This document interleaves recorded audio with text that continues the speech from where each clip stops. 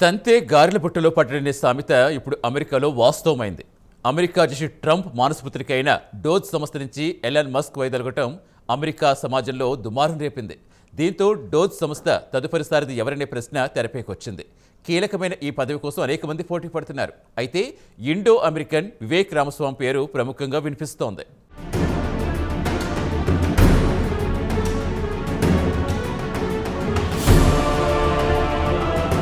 వివేక్ రామస్వామి ఇప్పుడు అమెరికా అంతటా హల్చలవుతున్న పేరు. వాస్తవానికి వివేక్ రామస్వామి అమెరికా సమాజానికి తెలిసిన వ్యక్తే, కొత్తగా పరిచయం చేయాల్సిన పనిలేదు. వివేక్ రామస్వామి ఇప్పుడు హఠాత్తుగా వార్తలోకొచ్చారు. దీనికో నేపథ్యం ఉంది. అమెరికా అధ్యక్షుడు డొనాల్డ్ ట్రంప్ మానస పుత్రికైన డోజ్ సంస్థ నుంచి ఇటీవల టెస్లా కంపెనీ అధినేత కార్పొరేట్ దిగ్గజం ఎలాన్ మస్క్ వైదొలిగిన సంగతి తెలిసిందే. ఈ నేపథ్యంలో డోజ్ సంస్థ తదుపరి సారథి ఎవరన్న ప్రశ్న తెరపైకొచ్చింది. డోజ్ అంటే చిన్న చితిక సంస్థ కాదు, అనేక ప్రత్యేక అధికారాలున్న ఆర్గనైజేషన్. దీంతో డోజ్ సంస్థ సారథి పదవి కోసం భారీ ఎత్తున పోటీ నెలకొంది. అమెరికా సమాజంలో మహామహులు ఈ పోటీలో ఉన్నారు. అయితే ఇండో అమెరికన్ వివేక్ రామస్వామి పేరు ప్రముఖంగా వినిపిస్తోంది.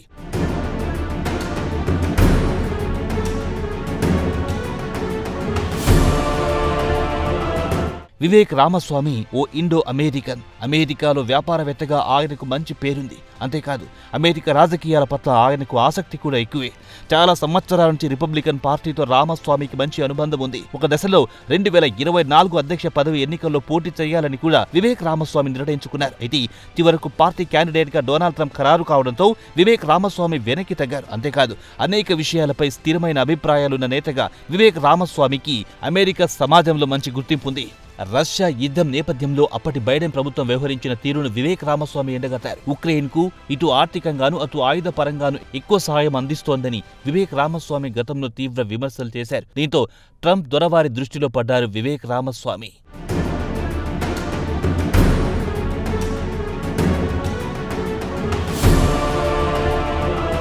అంతేకాదు, వివేక్ రామస్వామి ముక్కుసూటితనం కూడా ట్రంప్ మహాశయుడికి బాగా నచ్చినట్టుంది. దీంతో వివేక్ ను తన కోటరీలో చేర్చుకున్నారు.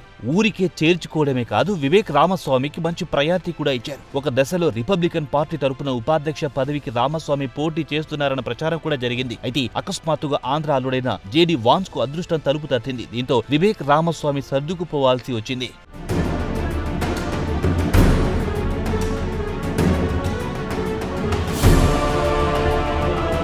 ఇక విషయానికొస్తే డోజ్ సంస్థ నుంచి ఎలాన్ మస్క్ వైదొలగడం ఒక రకంగా డొనాల్డ్ ట్రంప్నకు షాక్ గురి చేసింది. తాను ఏరికోరి తెచ్చుకున్న ఎలాన్ మస్క్ మహాశయుడు వెళ్లిపోవడం ట్రంప్నకు మింగుడు పడలేదు. దీంతో ఈసారైనా పూర్తిగా తన చెప్పు చేతుల్లో ఉండే వ్యక్తి డోజ్ సంస్థ సారథిగా నియమించాలని డొనాల్డ్ ట్రంప్ భావిస్తున్నట్టు వాషింగ్టన్ డీసీ వర్గాల సమాచారం. దీనికోసం డొనాల్డ్ ట్రంప్ అన్వేషణ మొదలెట్టారు. ఈ అన్వేషణలో అనేక పేర్లు తెరమీదికొచ్చాయి. ఇందులో ప్రధానంగా వివేక్ రామస్వామి పేరు తెరమీదికొచ్చింది. దీంతో రామస్వామి పేరును ఖరారు చేయాలని అధ్యక్షుడు ట్రంప్ భావిస్తున్నట్టు వైట్ హౌస్ వర్గాల సమాచారం.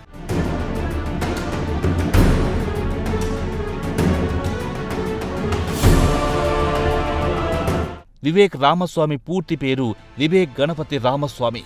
ఆయనది కేరళలోని పాలక్కడ్లో స్థిరపడిన తమిళ కుటుంబం. పాలక్కడ్ నుంచి వివేక్ రామస్వామి పూర్వీకులు కొన్నేళ్ల కిందట అమెరికాకు వలస వెళ్లారు. అక్కడే అంటే అమెరికాలోనే 1985 ఆగస్టు 9న వివేక్ రామస్వామి జన్మించారు. ఇండో అమెరికన్ రామస్వామి న్యాయశాస్త్రం చదివారు. అయితే బిజినెస్ పై ఎక్కువ ఆసక్తి చూపారు. దీంతో బిజినెస్ మ్యాన్ గానే ఆయన సెటిల్ అయ్యారు. ఒకవైపు వ్యాపారంతో బిజీగా ఉంటూనే మరోవైపు క్యాంపస్ వెంచర్ నెట్వర్క్ పేరుతో ఓ సోషల్ నెట్వర్కింగ్ వెబ్సైట్ కు ఆయన వ్యవస్థాపకుడిగా వ్యవహరించారు.